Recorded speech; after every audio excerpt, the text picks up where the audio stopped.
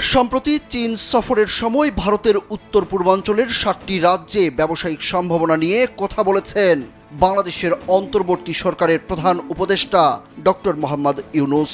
সেখানে তিনি বলেন, ভারতের উত্তর পূর্বাঞ্চলে অবস্থিত 7 সিস্টার্স নামে পরিচিত 7টি রাজ্য সম্পূর্ণরূপে ল্যান্ডলকড বা স্থলবেষ্টিত। সমুদ্রের সঙ্গে তাদের যোগাযোগের কোনো উপায় নেই। এই অঞ্চলের জন্য সমুদ্রের একমাত্র অভিভাবক বাংলাদেশ।